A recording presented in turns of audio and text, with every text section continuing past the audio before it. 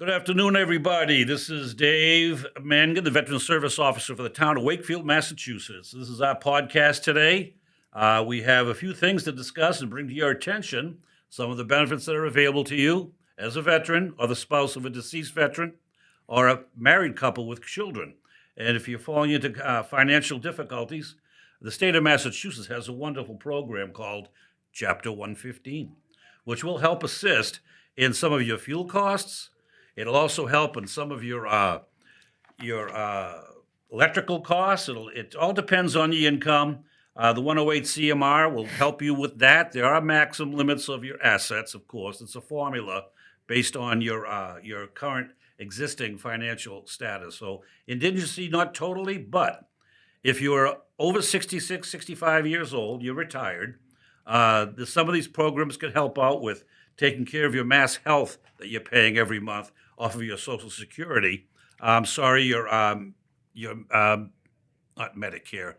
Medicare is Medicare, isn't it, Sam? Not So Medicaid? not Medicaid. It's Medicare. I always get it mixed up. My wife always says, "What are you doing?" So they will actually reimburse you for that through the program if you have Medigap, which is also your own private insurance, like Blue Cross Blue Shield, or if you have something like Tufts or whatever, they can actually reimburse you if, like I said, you only fall into the category of indigencies based on the 200% federal poverty level. Okay, so we'll discuss that more as the afternoon goes on here. But today we have a guest with us here. He's a veteran here in the town of Wakefield, Sam Stella. And he's been on before, and we're going to give him a chance to finish up where he left off last time, Sam. So anyhow, it's a cold, wintry day out here in Wakefield, and we're going to start out by having Sam introduce himself and give us a rundown of how he started out in the branch of service he was with. And like I always say, we live in the land of invisible kings. The kings are the veterans who have supported us, provided our defense against any outpouring attacks or whatever in our battles. And there you go, Sam. Why don't you go ahead and take Thank you. Yeah. Thank you for the introduction. Sam Steller. I live at 523 Water Street in Wakefield. Around the corner from here, I walked up on this cold day because my car's broken down. Oh, no. But anyway, I made it. When I entered the service July 31st, 1967, at my own choosing. I chose that because I had received my draft notice and was forced to enter on the same date, July 31st, 1967.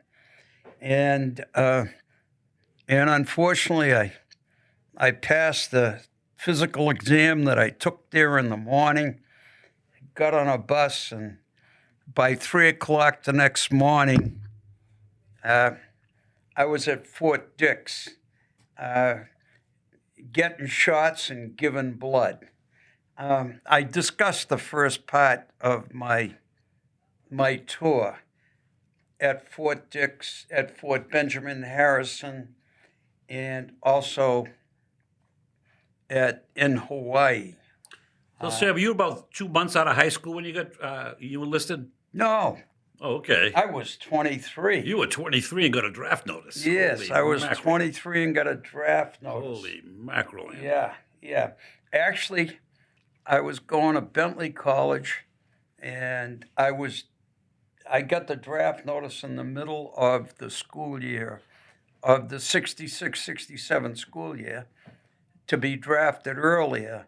And I asked them, I said I paid for my education, and I was wondering if they could wait until the last day of school. So Mrs. Lazaro at the draft board asked me, "What's your last day of school?" So I went and checked and told her, and the last day of school, bright and early in the mail, I got my draft notice. So I joined the Army, and it was a 3-year enlistment. Best thing that ever happened to me. I was fortunate all the way through. I miss Vietnam. You're very fortunate there, Sam. Very I so. was very fortunate. I miss Vietnam. Not that I miss it. Right, right, I right, missed right. it. Having to get into the jaws of the dragon. That's right. And the closest I got to Vietnam was an 18-month tour in Okinawa. Okay, supportive. And at that time, Okinawa was it was super busy. It was a jump off point for Vietnam. I worked in finance, and we were going about 12 hours a day. And we took care of actually all the money, cash, bills. We took care of counting that money on a monthly basis.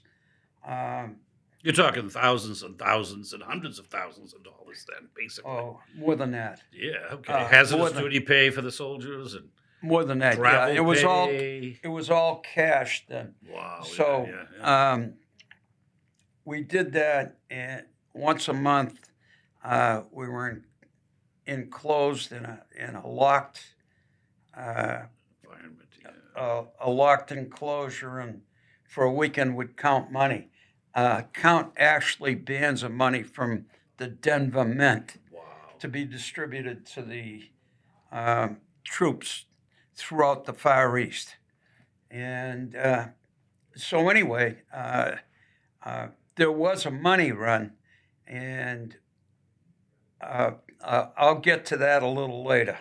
Can I ask you a question though, before you go any further? Did you deal with the MPC, the military payment certificates, when they were counterfeiting? No, we didn't touch those. All we Okay. did, we had U.S. dollars. That's a great thing because I remember in Vietnam, I was in Da Nang, and they didn't have the cash any longer because they were counterfeiting the $20 bills. Right. And of course, this is 1969, 70. So they were giving us these MPC certificates, Yeah. and they were as good as gold, but they couldn't be counterfeited. But go ahead, I'm sorry.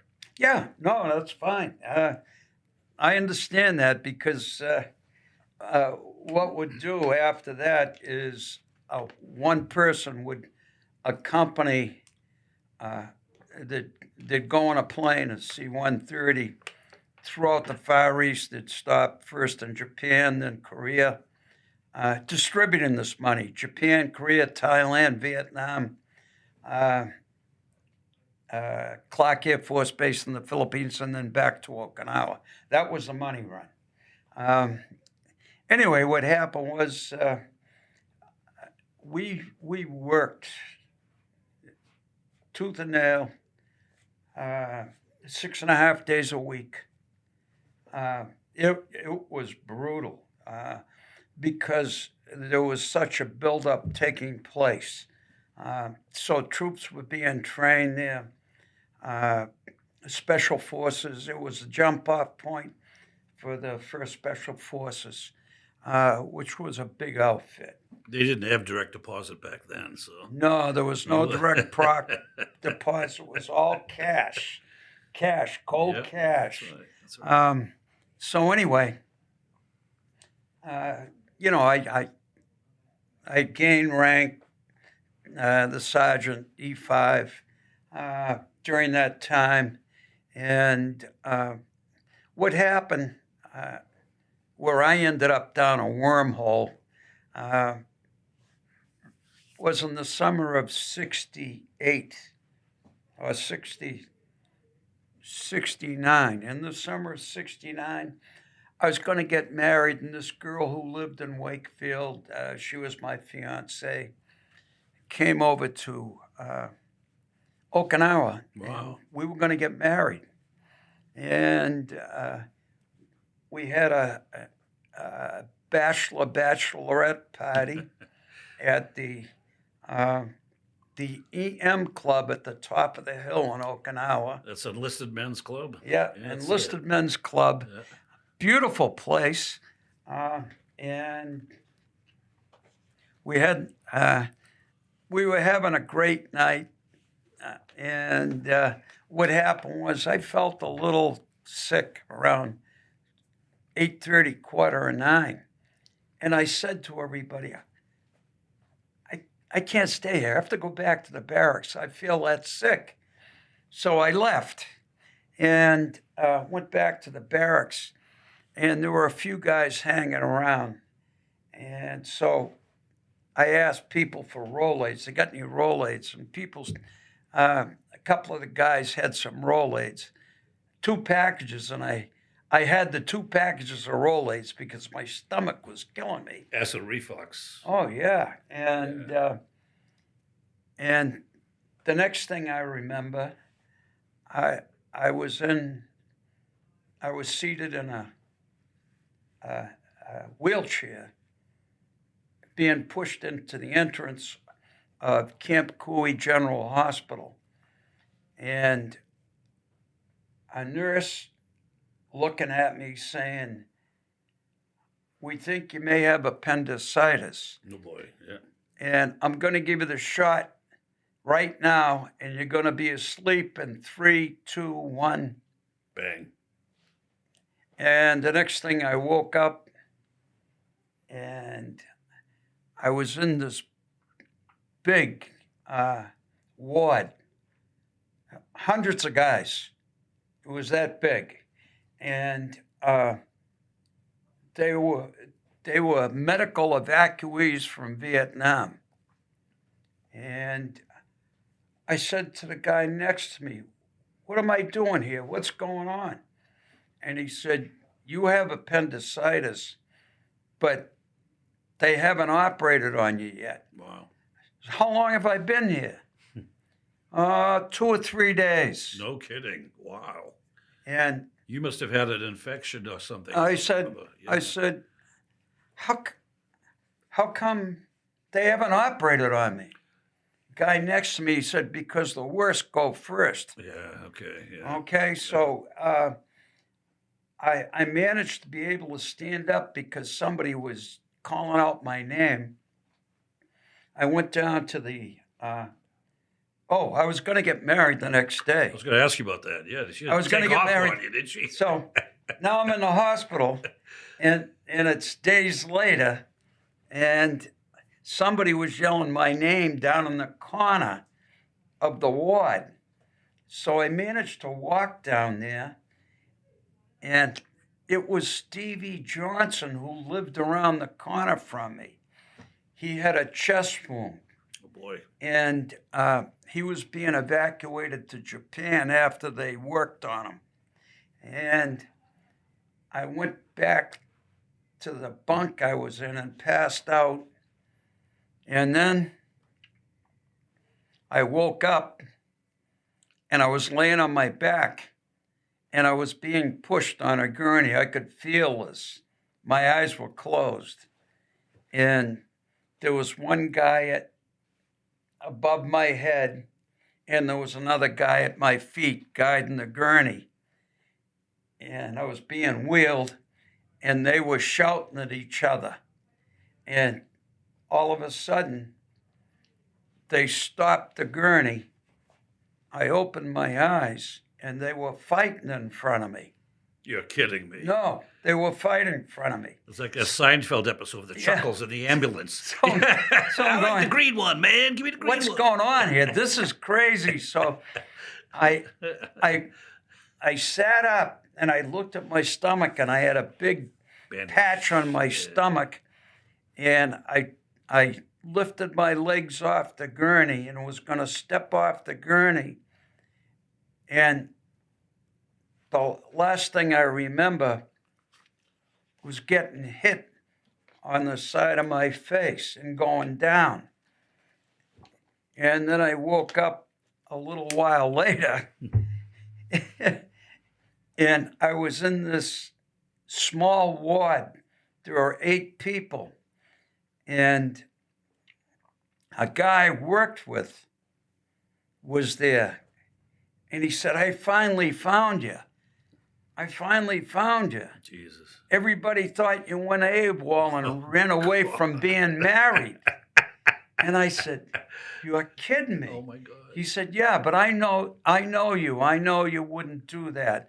This guy, Chris Tedford, uh, we had met when I was going to finance school, the last day of finance school, and we went through all together. We were together the whole time. The buddy system kind of Yeah, thing. no, it Yeah. wasn't the buddy Okay, system. okay. We just lucked out. Okay. So anyway, he said, "I knew you wouldn't have run away from your marriage." And so what happened was, I said, "How's the girl? How's she doing?" "Oh, she's fine." I said, "Okay. Where is she?" "She's busy." "Okay." Well, good. So, so, so I was in the hospital, and after Chris left, this nurse came in, the male nurses, and he said, "We put you in here because we heard that you took care of our finance records," which I did. I took care of the hospital's finance records. Sure. All the military personnel, all the Army personnel in the hospital. So we put you in officers' quarters. Nice. So the difference was I wasn't in a big ward. But as soon as I stood up, which was the next day, I was brought into this area. If you could stand up, you had to work. Yeah. So they brought me into this area, and I had to, what they referred to as debride the wounded. And what you do is you take a GI brush and the yellow antiseptic. You pour the yellow antiseptic on The wound. the wounds, and you'd brush the edges of the wounds because they were all infected because of the hot weather in Vietnam. Yeah. And that was my job until I almost passed out. Then I had to go back, lay down, and same thing the next day, same thing the day after that. They weren't going to let me go because they were so short of help. So what happened was maybe 4 or 5 days after that, I went to lay down on my bunk, and somebody was in it. Wow. And so I went back to the nurse's station. I said, "Somebody's in my bunk." That's your bunkmate, dude. Yeah. He said, We "Oh should yeah, have that's too. if you don't stay in your bunk, somebody will take it from Oh you." my God. Yeah. So I said to the nurse, I said, "So what do I do now?" "Well, you don't have a bunk. You're out of here." Bingo. That's one way to get dismissed. So I went back and found out that, what happened was I had to report back because they had me down as AWOL, even though Chris Tedford told them that I was in the hospital. I was considered AWOL because I didn't show up for work. Yep. So I had to let them know. I had to let the bosses know that. They didn't give you an Article 15 by any Oh chance, did no! they? I went back to work about a Excellent. week later, and I couldn't sit in the desk. So they said, "Stand up." You Okay. can stand, you can work. So I stood at my desk and worked, and I was just so exhausted I couldn't go anymore. And finally said to the sergeant, "Hey, I can't." He was the top. He was the boss. Yep. I said, "I can't do this. I'm going to pass out." So he said, "Okay, you're on sick leave." So you had the appendix removed, right? Yes, I did. Well, I know what that's like. I had mine almost rupture, and I was at the Woodville School here in Wakefield on Veterans Day, and I stayed for the Veterans Day event. All right, and I had this severe pain in my side, and I had gone through about 9 or 10 of those Pepto-Bismol tablets. Yeah, all right, same thing. and I'm doing everything but throwing up pink. All right, and so I had to leave. I told him I got to go, and that's when the principal ran out with a T-shirt for me. Woodville School, thank you very much. It was great. So I went to that Dock in the Box up on Route 28.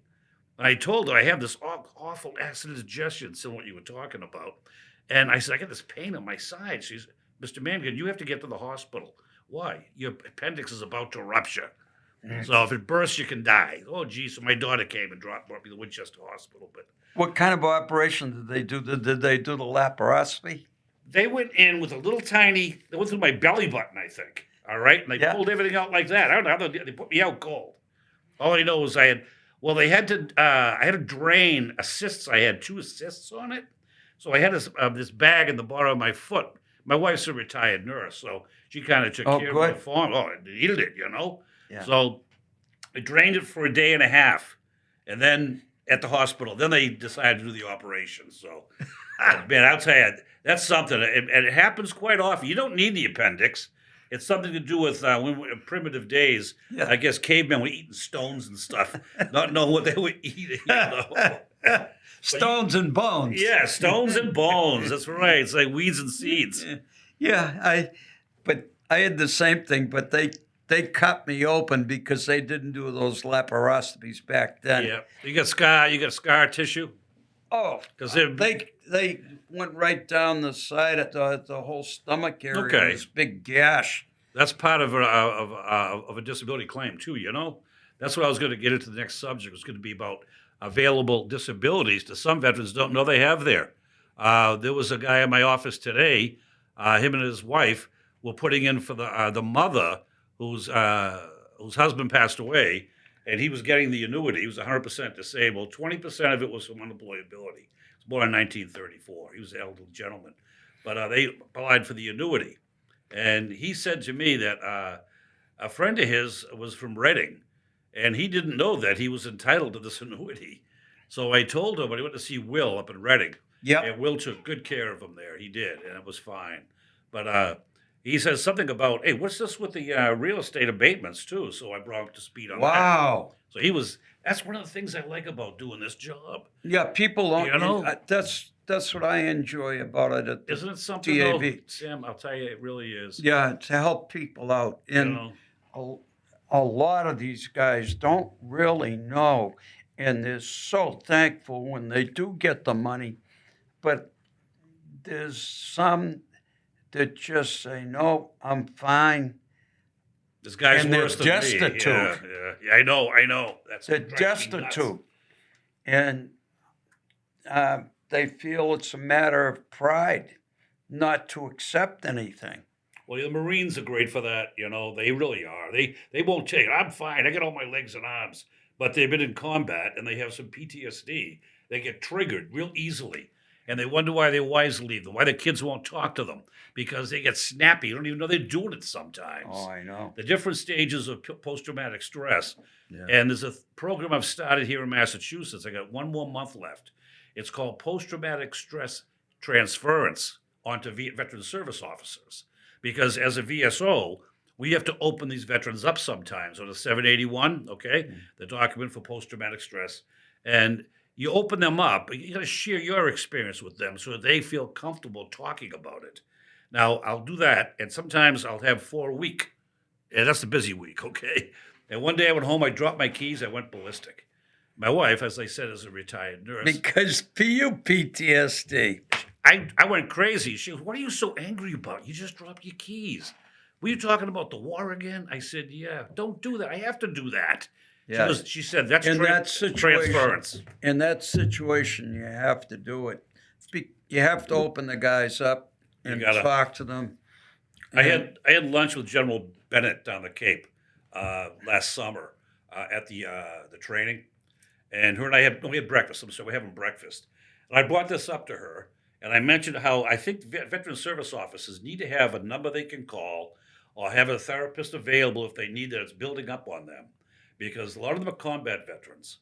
I said that's not going to be good if they lose it all of a sudden. Well, they'll just tell you to call the crisis line. I said, well, that's fine, except you got to start from ground zero. Each one of them, you get a different person all the time. That's right. But if we knew we had someone we could call, we probably wouldn't even call them that often. We'd set up a once every 4-month appointment to just chatter. Now, this one guy that I've been working with, Eric, we have once a month now for the last 8 months, okay? And the first couple of sessions, it was long. It was like 45 minutes to an hour. But now I have one actually coming up next week. with him. It's all Zoom. It's all the Zoom meetings on my computer. We look at each other, we talk, and this will be an easy one. It's down to now. It's probably I'll run a few things by him that I didn't quite agree with, or if I got triggered during the week, then I'll bring it up and he'll explain to me why I was getting triggered, or he'll give me a dimension or direction to He's go a in. counselor. He's a therapist. Yeah. He's a doctor. So Oh. he's a So psychiatrist. it's one-on-one. Yes, one on one, Yeah. and yeah. he knows me, and he's had the history of my experiences. Okay, I've had one last September, October. No, it was in September because we had the trading in Leominster at that time. I was over at Michael's at that Michael's store there they have over in Stoneham, Mhm. and I had my Vietnam hat on. I'm walking across the street, and this SUV comes charging towards me, way over the speed limit. So I put my hand up and I said, "Whoa!" And the guy on the passenger side yells out, "Get in the effing crosswalk, you old veteran!" Oh boy, I didn't need that, all right? Whew, whew. Because I'm going in to get a flag box for the Constitution ship we went out on that time. Mm.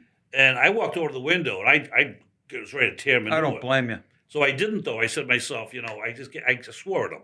I put him my finger. I said, I just swore at him. Yeah. So I went in the store and I got what I needed. I got to the register, and he's in the store looking for me now. All right, he's about 30. all You're right? kidding. I'm not kidding. He's So in the store looking for I you. saw him in the doorway, and I went like this to him. Come on, look this here.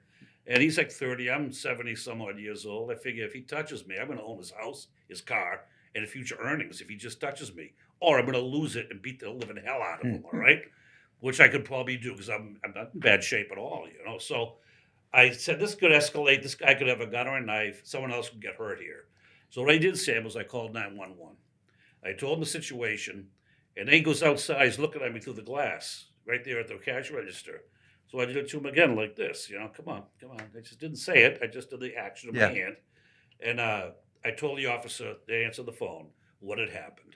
I told him the details. He goes, "Hey, Mr. Mangan, stay in the store, please. We'll send someone over." And so, I don't know, maybe not even 2 minutes later, a cruiser comes into the parking lot, lights on, no siren. And I saw these people backing out to leave. So I off the front, I put my hand up, I says, "Hold it." She yells, the girl driving says, "We have to get to a birthday party." I said, "Well, I think this officer here wants to talk to you about what just took place." So she puts the car back in. The officer gets out of the car. She waddled over to me, big girl, says, "What's going on?" I told her, I said, "Okay, fine, I got to separate you two. I'll go to that cruiser over there." So the other cruiser pulled up. I took out my driver's license and I handed it to the officer. I know that's what you're supposed to do. And he goes, "Oh, thank you very much, and thank you for your service." He says, I'm a Marine myself. I was in the Marines, still probably a Marine. All Marines, always Marine. So I said, "Well, here's what happened." "Oh, I got the report." "Okay, so how'd you make out?" I said, "Well, the guy came in the store looking for me." "He did?" I said, "Yeah, that's why I called you."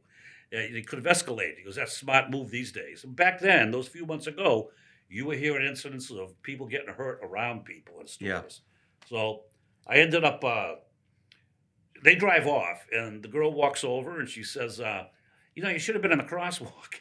I said, "The crosswalk's 100 yards down there, and I parked right here by the front door, but okay, you think so? I got to go," because I was afraid I'd get triggered again to the wrong people. So I went to my training in Leominster. I came back. I went to the Stoneham police station. I wanted to see the incident report.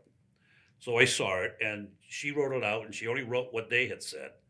And so I challenged it. I said, "Please acknowledge receipt of this incident report on the email." So I acknowledged it. I says, "Here's the issue."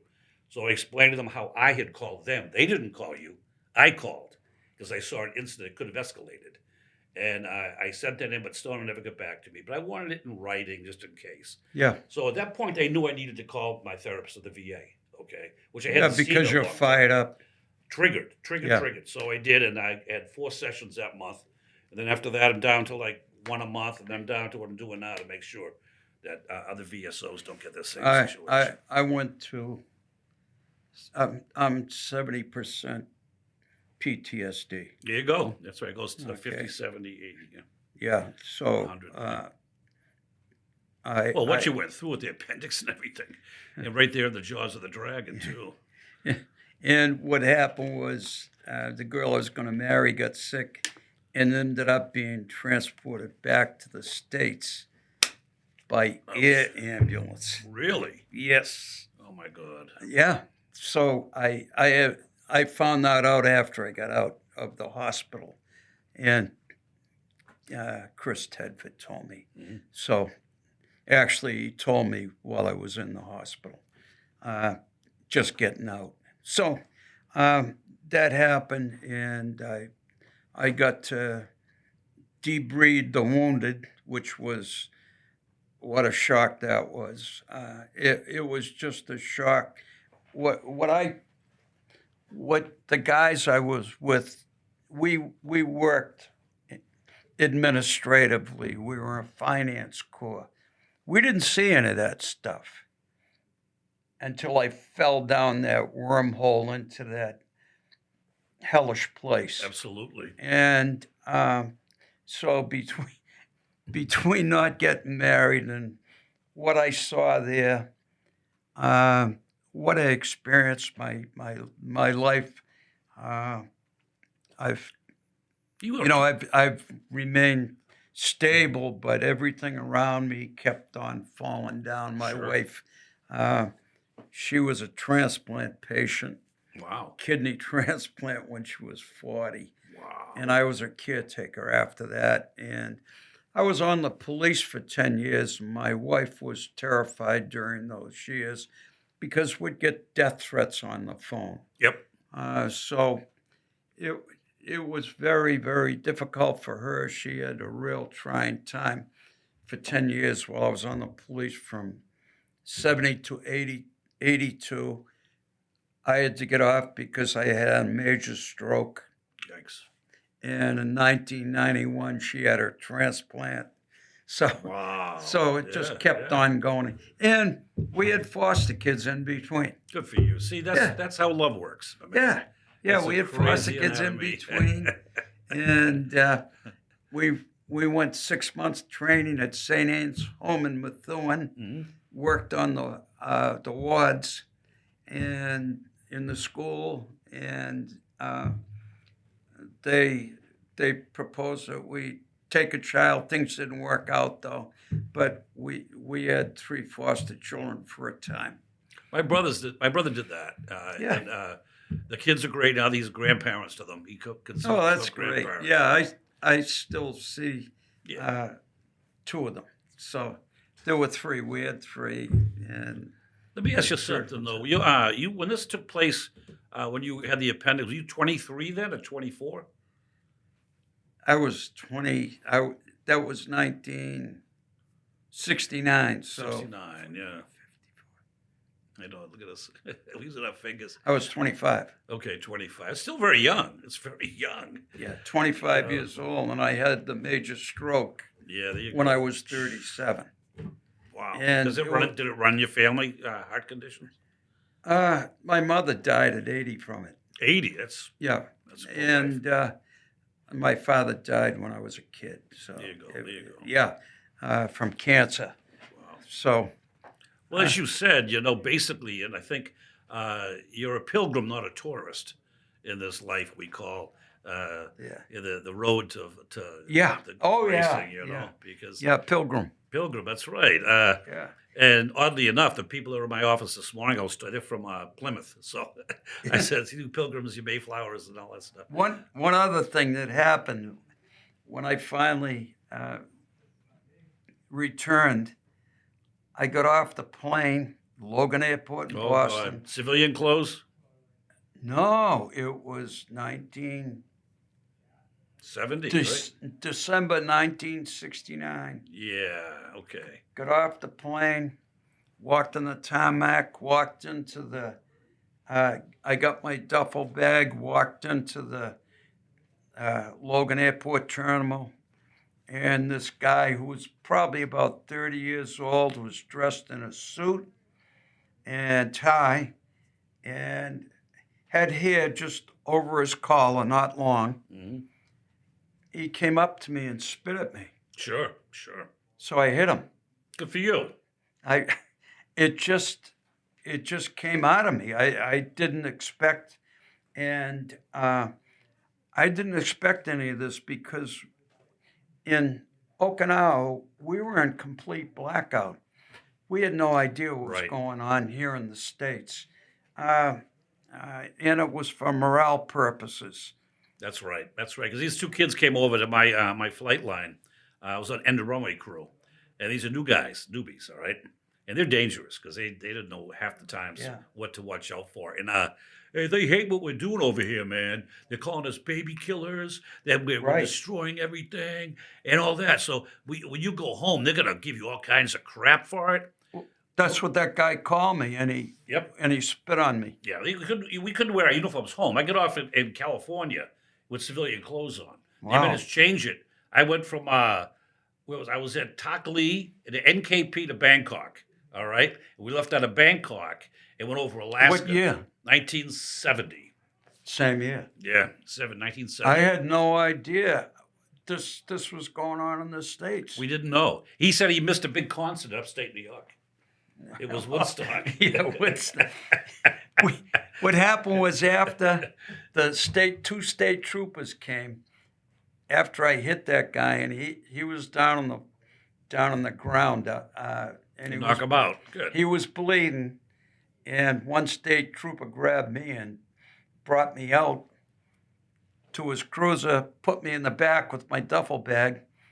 He got in the front seat. He said, "Where do you live, kid?" I said, "Wakefield." He said, "Where you been?" And I told him, I said, "I'm back from Okinawa. I've been gone for 18 months." And he explained to me what was going on here Yeah. and how get rid of your uniform, don't wear it. Tell them you were a over-the-road truck driver for the last 2 years. Don't tell anybody when you apply for a job that you were in the service. Right. Right. You know, it was. I couldn't believe the attitude. I became a hermit. Yeah. That's when I went inward, and Introversion. yeah, and I what I did is I took the police exam and I took the real estate exam at that time and passed both. Ended up on the Nice. police. I was going to do real estate part time and be on the police, but I was so busy on the police I didn't have time to do the real estate. Well, they say what goes around comes around. My father was a fireman in Cambridge for 38 years. Ooh, And I come out and he goes, "Hey, go take the fire department exam." Because I should have gone to GE where I could have worked on the aircraft engines there because yeah. I had mastered it. And so I took the fire department exam. I did the ladder cry, the dummy on the shoulder up with a You went hook up- ladder Yeah, in in Cambridge. Cambridge. That's right. Yeah. And then When did you take it? 1970? 1970. One. One or two. I can't think it was One. one. Yeah, yeah. But the letter came in the mail. I got the highest grade. The letter comes in the mail. My dad says, "Hey, here's your assignment. Open it up," from the Boston Fire Yeah. Department. All right.